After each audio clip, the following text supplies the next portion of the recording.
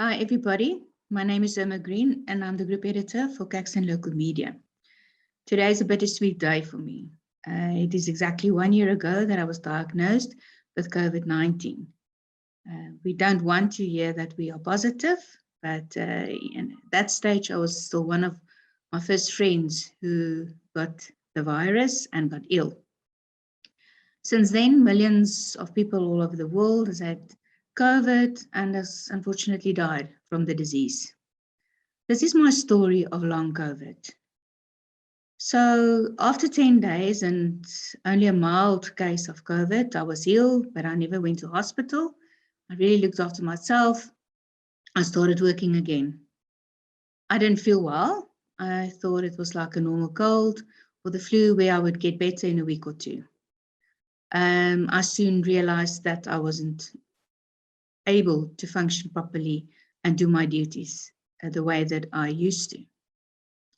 I think one of the things that affected me the most was my memory loss, my brain fatigue. It really felt like I couldn't verbalize myself. I couldn't articulate what I was trying to say in meetings.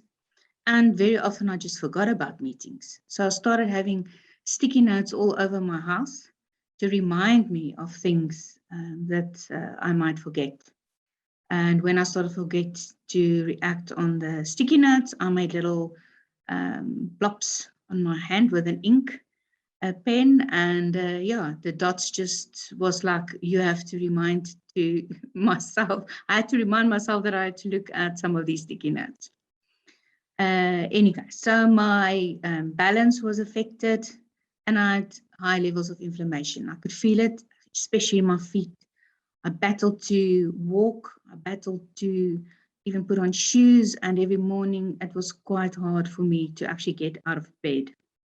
I don't know why it affected specifically that area, and later on a little bit more in my joints. At one stage, I asked two of my very dear and near colleagues who work with me every day. I said, listen, you guys, have you picked up anything? Am I different? And both of them said, definitely. You know, I'm not myself, and they can also hear in the way that I speak that something's off. So moved on, and then I have a friend who specializes in neuroscience, and he asked me like on a regular basis how I was doing, and I said to him, I'm really battling, and I don't know how, you know, when it's going to be over.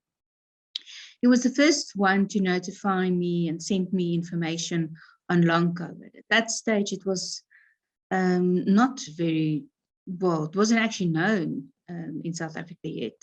I even sent on the information to my physician, but yeah, little was known about it.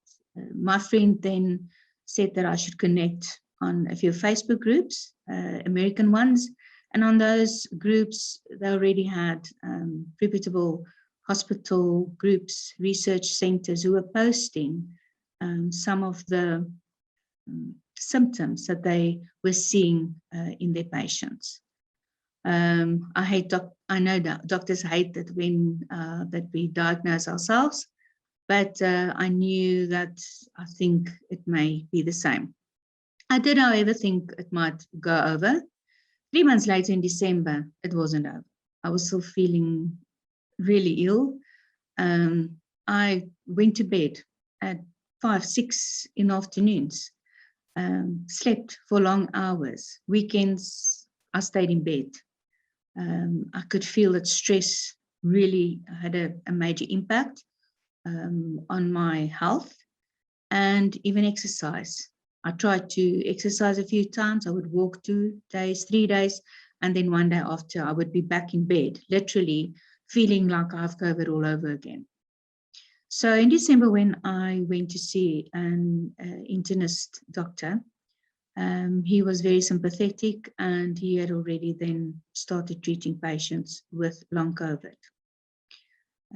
I presented symptoms like someone that maybe had a stroke. So I was sent for a brain scan, which thank God turned out to be clear. But it wasn't the end of my journey because, yeah, my inflammation levels were high. We still had to go through a treatment course.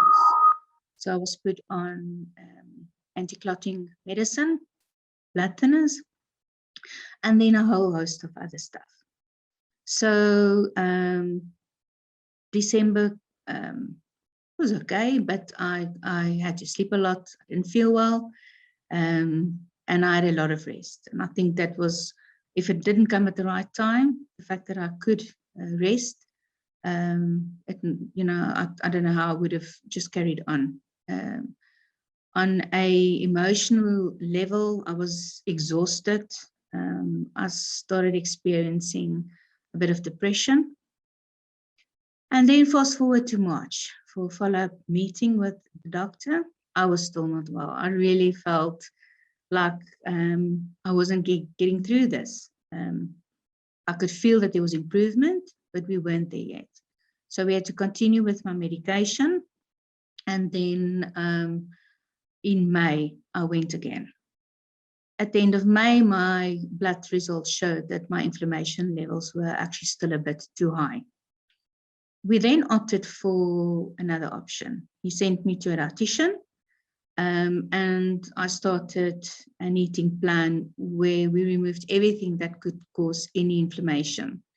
So, and I decided to follow that quite strictly. I also went to see a biokineticist, started training with her, and in the beginning also just monitoring the impact of the exercise on my body. And it took literally about 6 weeks for me to get to a space where I didn't feel that exhaustion after training again. It is now a year later, but I can say that for the last 6 weeks, I've felt myself again. And it's wonderful. First of all, I mean, I've prayed a lot about this, but I think the fact that I really took drastic measures assisted me a lot. And I just want to say that to other long COVID sufferers, hang in there, it does get better. When I read on those support groups that, other people were showing improvement, I thought, oh, well, can this just be me? So 1 year later, praise God, I'm okay. But I took the vax. I'm doubly vaxxed, and I actually want other people to get the vaccine too. You don't want COVID, you don't want long COVID. To my friends and colleagues, other people who aren't getting vaccinated, it's their personal belief and it's their personal choice. I've made my choice, and I'm going to stick by that and hope that I don't get the disease again. Thank you.